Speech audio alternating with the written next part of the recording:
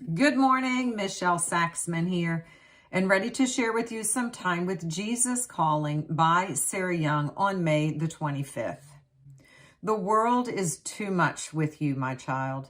Your mind leaps from problem to problem to problem, tangling your thoughts in anxious knots. When you think like that, you leave me out of your worldview and your mind becomes darkened. Though I yearn to help, I will not violate your freedom. I stand silently in the background of your mind, waiting for you to remember that I am with you. When you turn from your problems to my presence, your load is immediately lighter.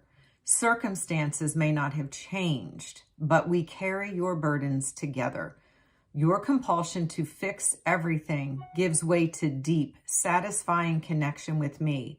Together, we can handle whatever this day brings. Well, actually, I have two takeaways on this one. And the first one is, it says, I yearn to help, but I will not violate your freedom. And I just want to take you back to when we say this, to be in this world, but not of this world. And I had always taken that as a message and a reminder for me in this earthly realm. But it is also to think and contemplate the powerful presence of our Heavenly Father. He is within us, but He is not of us. He still allows our personality, our freedom, our free will to choose.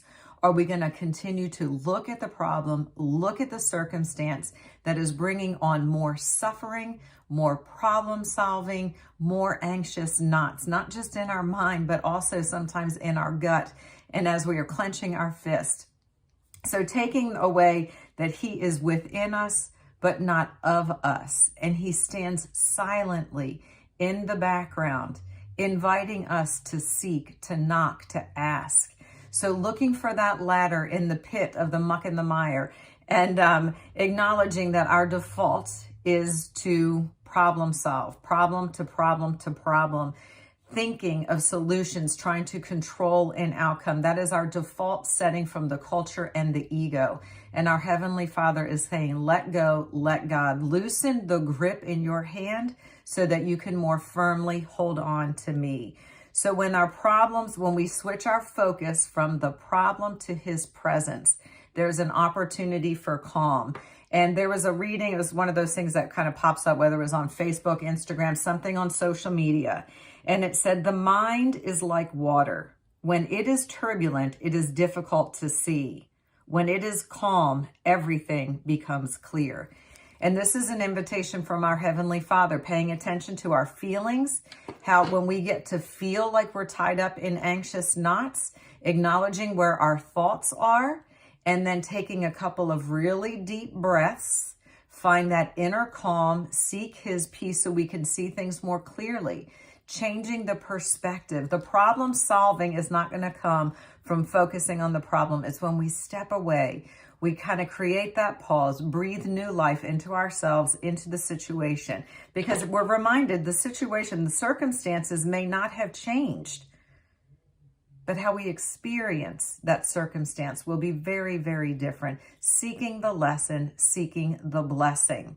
So again, acknowledging the contrast. We don't have to be thankful for that circumstance, but we can be thankful, grateful for the contrast, knowing the difficulty, knowing the challenge, honoring that contrast and that darkness.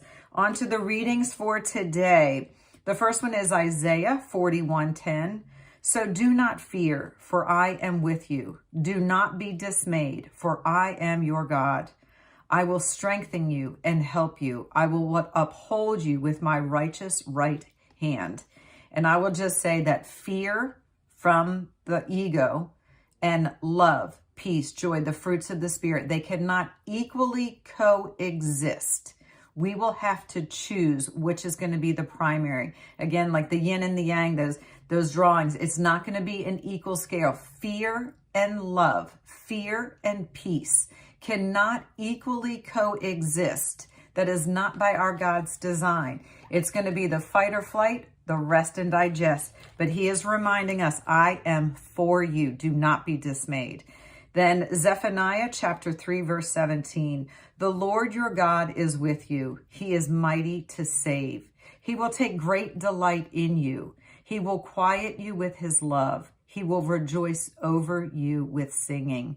And to me, that is a beautiful exhale that we can be quieted. Our minds can be quieted with his love. And then Psalm chapter 34, verse 19.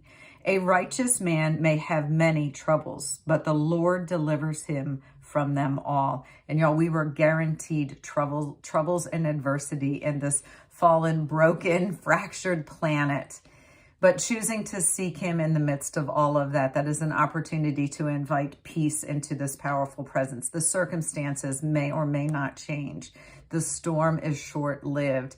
Being able to take the breath, take the peace, step out of that circumstance, the culture, the whirlwind, and allow the water, just like the mind, allow the water to settle, allow the mind to settle so we can see more clearly. Y'all have a super blessed day. Stay connected to the vine, and I will talk to you soon. Bye-bye.